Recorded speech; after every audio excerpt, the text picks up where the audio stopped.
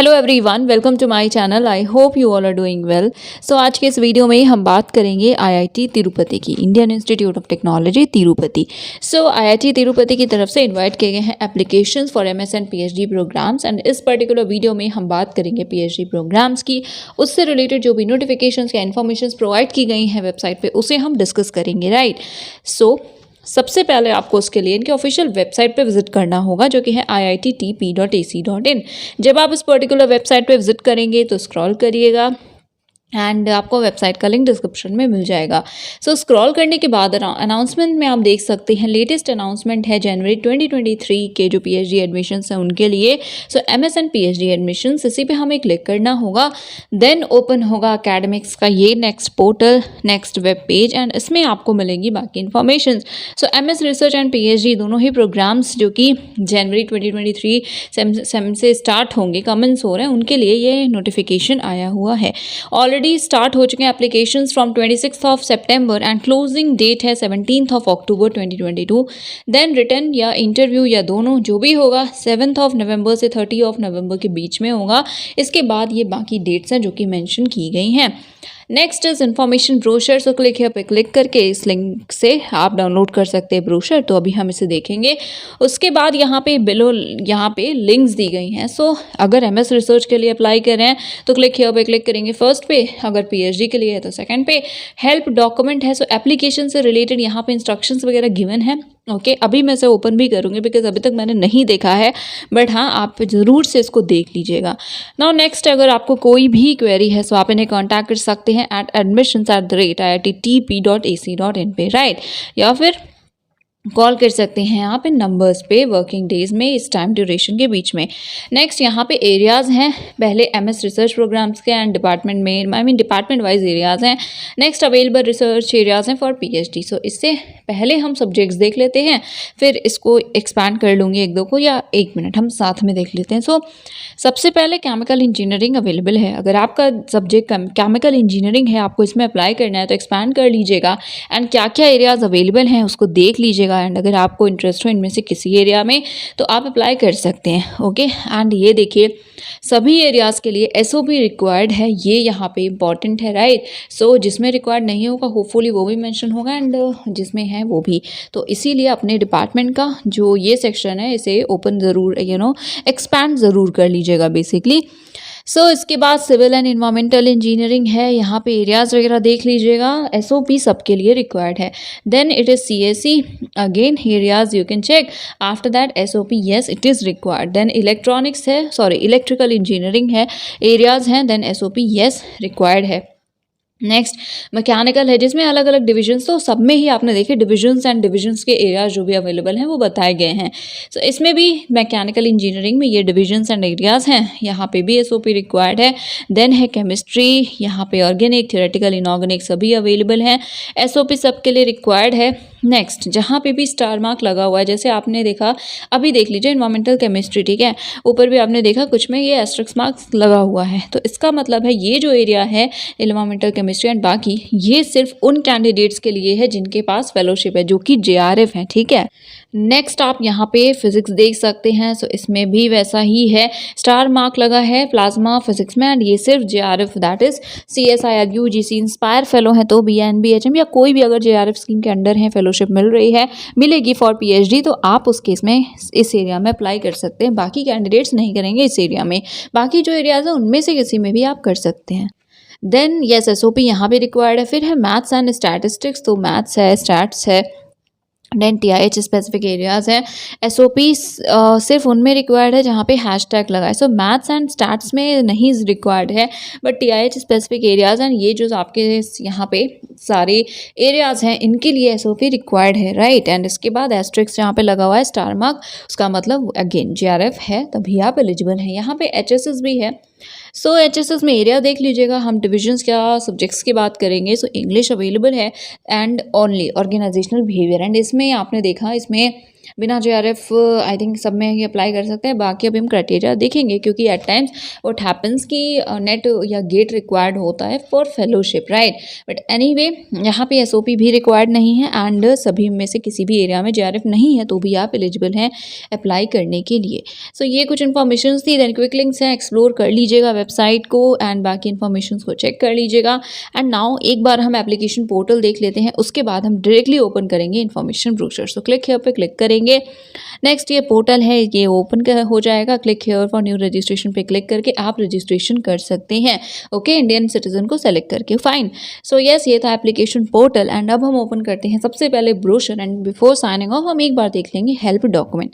तो चलिए पहले ब्रोशर ओपन करते हैं। So yes, now this is the information brochure and यहाँ पे सबसे पहले इंपॉर्टेंट डेट्स हैं, ऑलरेडी डिस्कस किया हुआ है। लास्ट डेट क्लोजिंग डेट है 17 अक्टूबर। ओके, देन कोई भी इशू है सो आप admissions@ittp.ac.in पे मेल कर सकते हैं। नेक्स्ट यहाँ पे कुछ इंपॉर्टेंट गाइडलाइंस है। सो सबसे पहले एप्लीकेशन फ़ी कितनी है, it is 400 for EWS general and OBC NCL male candidates, ठीक है। बाकी जितने भी बचे इवन जनरल कैटेगरी या EWS OBC NCL के फीमेल भी एंड बाकी बेसिकली सभी females and SC ST PWD के मेल आप सभी के लिए है, it is 200 rupees. Okay, application fee. आप एक बार अप्लाई करते टाइम 3 मैक्सिमम डिपार्टमेंट्स के लिए अप्लाई कर सकते हैं सिंगल पेमेंट करके, ठीक है।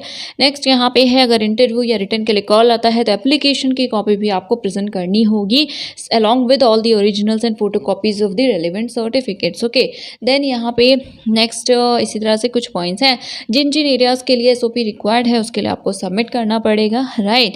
एंड हमने देख ही लिया है कि मोस्टली सभी के लिए है। देन आपको सभी सेल्फ अटेस्टेड कॉपीज सबमिट करनी है एंड फिजिकल रिपोर्टिंग के टाइम सबमिट करनी होगी, जो भी अभी आप अपलोड भी करेंगे एंड कुछ एक्स्ट्रा भी होंगे। ये सभी डॉक्यूमेंट्स हैं जो आपको रेडी रखने हैं, ठीक है, बिकॉज ये आपको सभी अपलोड करने होंगे।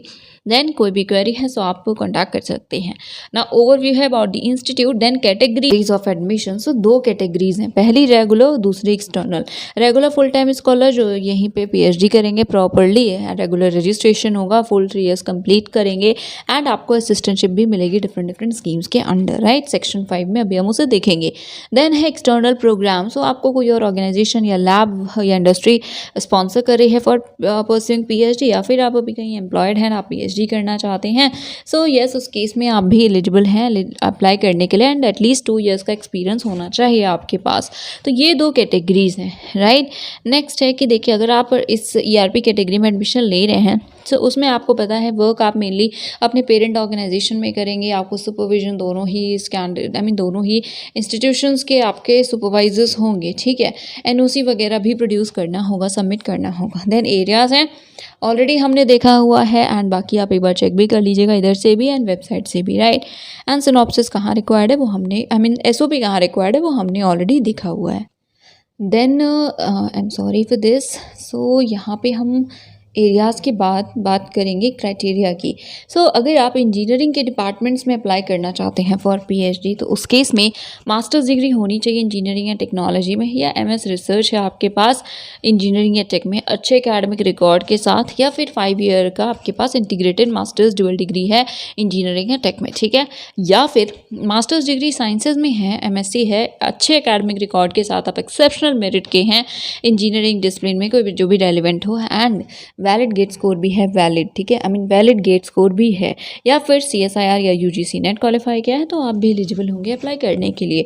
या डायरेक्ट PhD भी कर सकते हैं। सो अगर आपने बैचलर्स किया है किसी भी IT से, या मास्टर्स डिग्री है साइंसेज में एंड एंट्री आपने IT जैम के थ्रू ली थी एंड CGPA 80 से ज़्यादा है, तो आप भी एलिजिबल हैं। Then 5 year integrated BSMS degree है किसी भी CFTI से, तो आप भी एलिजिबल हैं। PhD साइंसेस की बात करें तो अगर मास्टर्स डिग्री साइंसेस में है अच्छे एकेडमिक रिकॉर्ड के साथ में वैलिड गेट या CSIR नेट LS या इंस्पायर फेलो हैं जेस्ट एक्सेट्रा, तो आप एलिजिबल होंगे।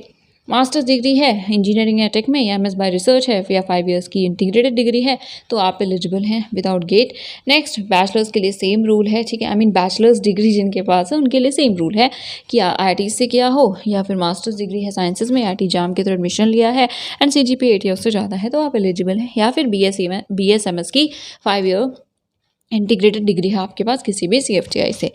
देन HSS के लिए अप्लाई कर रहे हैं, सो आपके पास एलिजिबल डिसिप्लिन में मास्टर्स डिग्री होनी चाहिए अच्छे एकेडमिक रिकॉर्ड के साथ, या फिर लिखा हुआ है और इक्विवेलेंट ओके, मतलब ये है कि वैलिड गेट भी यहाँ रिक्वायर्ड है, गेट या फिर नेट है तो आप एलिजिबल होंगे अप्लाई करने के लिए। ओके, नेक्स्ट यहाँ लिखा है वैलिड गेट स्कोर। सो जो वैलिड गेट स्कोर या CSIR NET INSPIRE qualification etcetera लिखा हुआ है, तो अगर आप एक्सटर्नल कैटेगरी के हैं तो उस केस में रिक्वायर्ड नहीं है, ये सिर्फ रेगुलर जो भी स्कॉलर्स होंगे जिन्हें रेगुलर कैटेगरी में अप्लाई करना है उनके लिए है, ठीक है। After that MS by research के लिए यहाँ पे क्राइटेरिया है। Then assistantship, so ministry of education के नॉर्म्स के अकॉर्डिंगली ही आपको असिस्टेंटशिप पे की जाएगी। फुल टाइम जो भी रिसर्च स्कॉलर्स होंगे उन्हें HTRA प्रोवाइड किया जाएगा। 8 आवर्स पर वीक आपको वर्क करना होगा जो भी असाइन किया जाएगा आपको, एंड बाकी येस प्रोग्रेस वगैरह आपकी होगी, चेक होती रहेगी, ठीक है। एंड अगर आपके पास JRF है किसी भी मोड से, किसी भी एजेंसी की तरफ से, तो वो जो भी उस एजेंसी के नॉर्म्स है उसी के अकॉर्डिंग आपको असिस्टेंटशिप मिलेगी, राइट। सो अगर आप जो बेसिक क्राइटेरिया हमने ऊपर देखा उसे फुलफिल करती हैं तो आप एलिजिबल हैं for assistantship. Okay, next, and I am really sorry bar bar scroll हो जा रहा है ये, 1 minute. So yes really sorry. Now यहाँ पे कुछ एरियाज़ जो है रिसर्च के TIH आपने देखा था ना एरियाज़ हैं। सो टेक्नोलॉजी इनोवेशन हब, इसके अंडर PhD एंड एरियाज़ की इन्फॉर्मेशन है, तो उससे रिलेटेड ये पॉइंट है, इसको भी पढ़ लीजिएगा। एंड ये स्पॉन्सरशिप स्कीम है basically under Chanakya doctoral fellowship. So fellowship यहाँ पे मिलेगी। रूल्स क्या है उसके लिए आप ये जो लिंक दिया हुआ है ना PDF, इस PDF को डाउनलोड करके देख लीजिएगा। देन सिलेक्शन प्रोसीजर है। सो पहले आप अप्लाई करेंगे, देन अगर शॉर्टलिस्ट होते हैं तो आप इंटरव्यू, या पहले रिटन होता है तो रिटन देंगे, उसे क्वालिफाई करके इंटरव्यू, नहीं होता तो डायरेक्टली इंटरव्यू देंगे। ये डॉक्यूमेंट्स है जो वेरिफिकेशन के टाइम आपको प्रोड्यूस करना होगा। इसके अलावा यहाँ पे एडमिशन के टाइम क्या क्या डॉक्यूमेंट्स है वो। नेक्स्ट यहाँ फीस एंड डिपॉजिट्स, तो टोटल फ़ी कितनी होगी यहाँ पे बताया गया है, टोटल होगा 10,650। ओके, PhD के लिए, right, sorry for this again. Next student affair fee कितनी है, सो इसको भी आप देख सकते हैं, टोटल करके अकॉर्डिंगली देख लीजिएगा। नेक्स्ट एनेक्सोर है। सो देखिए SOP की बात करते हैं। SOP क्या है, स्टेटमेंट ऑफ पर्पस। आपका पर्पस क्या है इस इंस्टीट्यूशन, सबसे पहले तो PhD करना चाहते हैं, क्या पर्पस है, क्यों PhD करनी है आपको, क्यों रिसर्च करनी है। सेकेंड, आप IIT तिरुपति से करना चाहते हैं या किसी भी XYZ इंस्टीट्यूशन से करना चाहते हैं, तो वहाँ से ही क्यों करना चाहते हैं, ठीक है, दोनों चीज़ें आपको बतानी होती हैं। नेक्स्ट यहाँ ओवरव्यू लिखा हुआ है, इसको देख लीजिएगा। आपके जो अभी तक के एक्सपीरियंस वगैरह रहे हैं, आपकी जो भी अचीवमेंट्स वगैरह रही हैं, ओके, ये सारी चीज़ें भी आप इस SOP में इंक्लूड करते हैं। बट अगर आप रिसर्च प्रपोजल या सिनॉप्सिस की बात करते हैं, उसमें ये चीज़ें नहीं होती, उसमें आप अपने ओवरऑल एक्सपीरियंस वगैरह को शेयर नहीं करते, उसमें आप टू द पॉइंट बातें करते हैं कि आप क्या वर्क करने वाले हैं, ठीक है। तो ये पास्ट के बारे में फोकस्ड होता है, क्यों आप एक एलिजिबल कैंडिडेट हैं, क्यों आप डिज़ायर, क्यों आपको यहाँ पे सेलेक्ट किया जाए, बेसिकली ये इन्फॉर्मेशन आप SOP में देते हो। तो कुछ पॉइंट्स यहाँ पे लिखे हुए हैं, आप चूज़ कर सकते हैं, आपको जो भी रेलेवेंट लगता है सब लिखें, ज़रूरी नहीं है, जो आपको सूटेबल लगे आप उसे इंक्लूड करिए।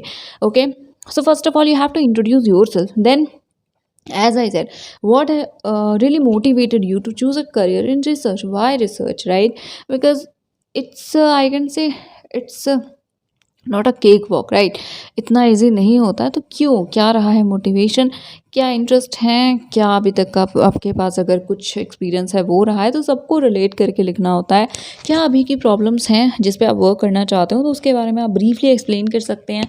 फिर रिसर्च एक्सपीरियंस है तो वो सारी चीज़ें एक्सेट्रा, तो इसको चेक कर लीजिएगा। एंड देखिए क्लियरली लिखा हुआ है that remember there is no standard formula to write a good SOP। तो कोई फॉर्मूला नहीं है, बस आपका चांस है कि आप एडमिशन कमेटी से बात कर सकें। सो अच्छे से इसको आप एक्सप्लेन कर दीजिएगा। फिर यहाँ कुछ इंस्ट्रक्शंस हैं, तो पेज लिमिट एंड फॉन्ट वगैरह। तो फॉन्ट हमेशा जब भी रिसर्च प्रपोजल, सिनॉप्सिस कुछ भी लिखते हैं आप रिसर्च के लिए, तो याद रखिएगा टाइम्स न्यू रोमन सिर्फ फॉन्ट होना चाहिए। एंड जो फॉन्ट साइज़ होगी वो 12 होगी, राइट। बोल्ड वगैरह आप कर सकते हैं जहाँ पे आपको नीड लगती है, बट बाकी times new Roman and size 12, ठीक है।